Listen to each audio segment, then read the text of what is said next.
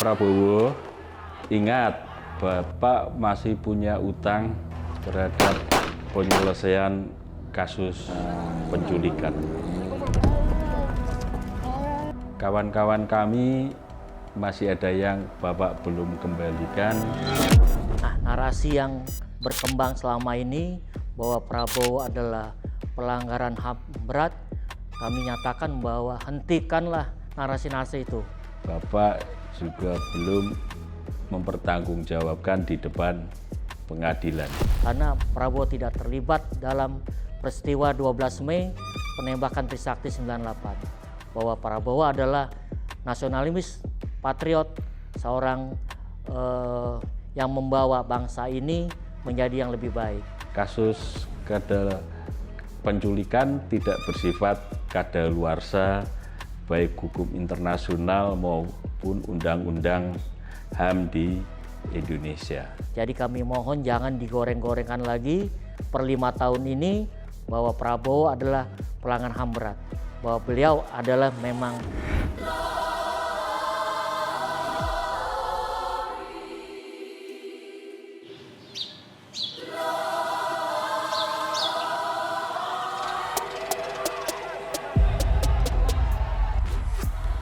ท่ามกลางการจับตามองถึงบทบาทของอดีตบุตรเขยสุฮาโต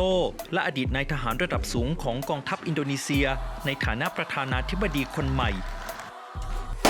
อดีตนักเคลื่อนไหวทางการเมืองจำนวนไม่น้อยในช่วงปลายทศวรรษ 1990 ยังคงยืนหยัดต่อต้านอย่างท้าทายไม่ต่างจากเมื่อ 20 ปีที่แล้วเปิดรุสฮารีฮาริยันโตนักเคลื่อนไหวด้านสิทธิมนุษยชนเคยเป็นเลขาธิการพรรคประชาธิปไตยประชาชนหรือ PRD ที่ชูแนวคิดสังคมนิยมพรรค PRD เผชิญข้อกล่าวหาอยู่เบื้องหลังการจลาจลเมื่อวันที่ 27 กรกฎาคม ปี 1996 สร้างความเสียหายให้สำนักงานพรรค PDI ของเมกาวาตีสุการโนปุตรีจนนำไปสู่เหตุจลาจลนาน 2 วันในกรุงจาการ์ตาส่งผลให้มีผู้เสียชีวิต 5 คนและบาดเจ็บกว่า 140 คนแกนนำพรรค PRD จำนวนหนึ่งทั้งเปิดรุสฮารีฮาริยันโตปุดิมันสุจาร์ตมิโกและดีตาอินดาซารีถูกจำคุกในข้อหายุยงปลุกปั่นการจลาจล Ya, waktu itu saya di penjara. Waktu itu pasca 27 Juli justru rakyat terus bergerak dan perlawanan terus maju sehingga di seluruh daerah muncul perlawanan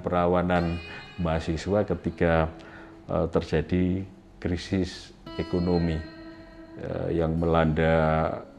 dimulai dari Asia Tenggara, mulai dari Thailand dan terus menjalar ke Indonesia dan nasibnya bagaimana yang akhirnya setelah proses reformasi terjadi atau Orde Baru jatuh, kami baru tahu bahwa mereka diculik oleh Prabowo Subianto dengan tim Mawar. Kami aktivis gerakan demokrasi, aktivis mahasiswa, aktivis buruh, aktivis yang lain berhadapannya langsung dengan kekuasaan militer dan militer dalam mempertahankan kekuasaannya melalui cara-cara represif, kekerasan, bahkan tak jarang timbul korban nyawa, dan penjara adalah salah satu kursif cara membungkam aktivis. Banyak saat itu aktivis dikenakan atau oposisi dikenakan undang-undang subversif dan tajam. Bedanya peluru tajam itunya tuh. Jadi di awal kejadian itu saya punya dokumentasi, ada foto, ada visual bahwa peristiwa pada 12 Mei itu yang menembak adalah pasukan yang berseragam coklat, Mbak.